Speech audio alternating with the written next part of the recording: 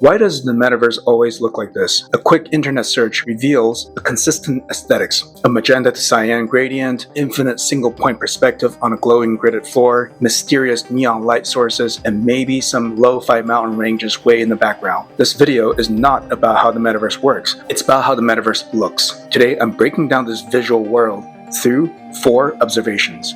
But first, why do we care about the aesthetics of the metaverse? Because our relationship with the digital space has fundamentally reshaped how we see, work, draw, and imagine.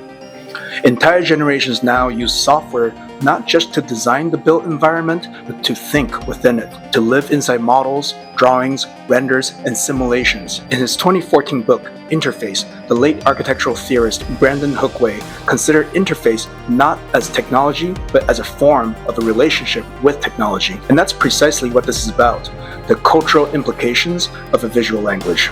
At every point in humanity, how we visualize the future says a lot more about who we are now.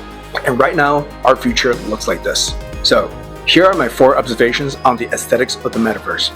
Part 1. Nostalgia and sincerity. Let's start with color. Why all the magenta and cyan? To trace this, we have to go back to 2009 when Daniel Lopatin uploaded a 2-minute YouTube video titled Nobody Here, a dreamy loop of the phrase Nobody Here from the song Lady in Red. 2 years later, Vectroid released Floral Shop, arguably the first proper Vaporwave album. Its album cover, a 3D grid, a Roman bust, helped codify what we now recognize as Vaporwave aesthetics. Other common icons include dolphins, Arizona iced tea, Windows 95 icon, the late aughts and early 20-teens, was already an era of nostalgia about the early internet days. This wasn't just about the visual qualities of the digital space in private, it was also about the feeling of leaving home to go shopping in public. The legacy of Victor Gruen's vision where American public space is an interiorized consumer shopping mall, a nostalgia yearning for a pre-digital tactility. Indoor storefronts, vending machines, and the magenta to cyan spectrum, that's the glow of the food court. It's a fluorescent to neon mixture of warmth and coolness,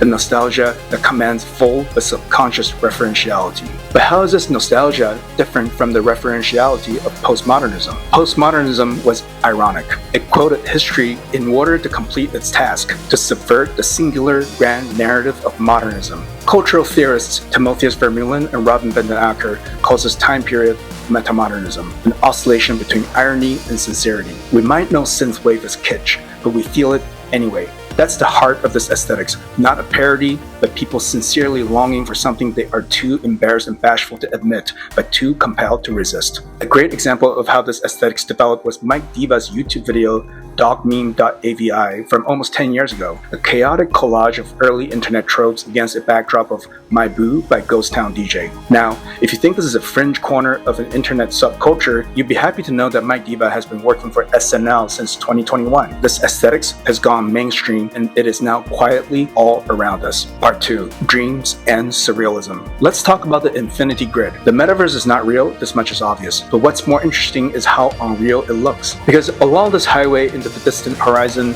this is a forever journey towards an unreachable end. These visuals are not just digital, they're dreamlike. Floating architecture, a moon too large for the sky, the scale is off. The shadows don't behave. The horizon never ends. These spaces aren't designed for physics, they're designed for fantasy. This quality owes more to surrealism than to cyberpunk. In art, it takes the form of Rene Magritte's Floating Men or Yves Tanguy's Barren Landscapes. It looks like something you might have seen in a dream or in the brief blur between sleep and screen. Within architecture, whether it's Yakov Chernikov's constructivism drawings, Yonah Friedman's Floating City, Zaha Hadid's early paintings, Super Studio's collages, Speedism's Photoshop art, or Abnormal Stories' game-like environments, when architects produce drawings about the unreal, features of surrealism exist. The landscape is tilted, gravity is defied, and the grid is infinite because the destination is a dream state which is unreachable. There's an aesthetics of no place, utopias with extra politics, geometries without gravity, and maybe that's what we want whenever we imagine another space. When we stare at the screen, a portal into the virtual world, an escape from realism, a release from the rules of the world that disappoints us so much every day. In the metaverse, the sky doesn't fall, it just loops endlessly. Part 3. Glass.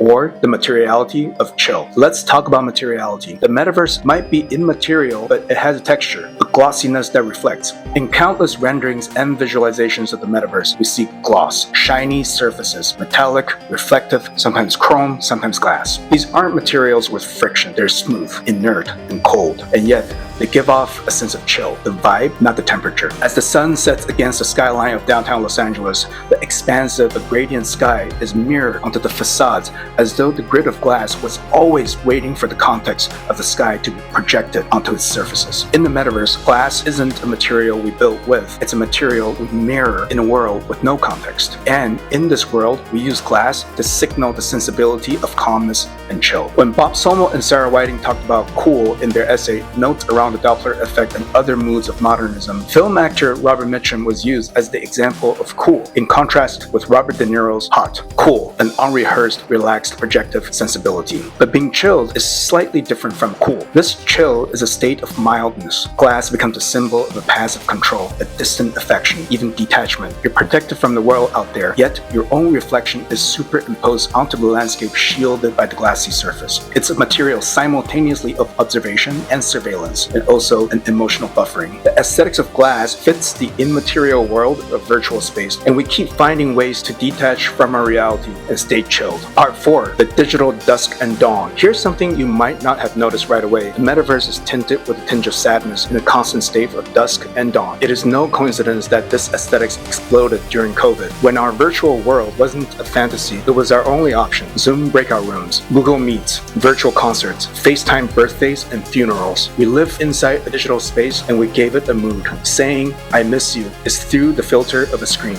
as though the physical space on the other side of the Zoom call might as well be virtual anyway. In that mood, it's lonely, it's eerily empty. The grid stretches on, but nobody here. Even the avatars are quiet. In this context, the glowing lights and the infinite landscape aren't promises of utopia, they're spaces of emotional leakage. We project our feelings into these digital sunsets. The aesthetics of the metaverse, then, are as much about sadness as they are about futurism. So let's ask again, why does the metaverse always look this way? Every representation of the future says so much more about the now. These aesthetics aren't arbitrary, they are cultural memories, and they're deeply architectural. We have been constructing the world on the computer for the last 40 years. And of course, we are more connected to this corner of the internet than anyone else. This interface is like flying an airplane. If we let go, the airplane crashes. If the airplane fails, we all crash. We're in a symbiotic relationship with the interface to a point where we might be more cyborg than we think. So, as architects, designers, engineers, artists, and everyone who works digitally, it's worth studying the aesthetics of the metaverse. Not because they will correctly predict the future, but because they're revealing the now. They're telling us what we desire, what we fear, and how we write fiction. So maybe the metaverse is dead, or maybe they are more alive than ever as an interface, as an aesthetics. And in the end, how we render our dreams says so much more about today as it does about tomorrow. If you enjoyed this breakdown, you might also enjoy my upcoming video where I ask, why is Age of Empires 2 the greatest game ever? If you want more cultural observations like this, please consider a like, share, or subscribe. Leave your thoughts below. I'd love to hear what you think. My name is Jimenez Lai, and remember, every virtual space is an interface, especially the lonely ones.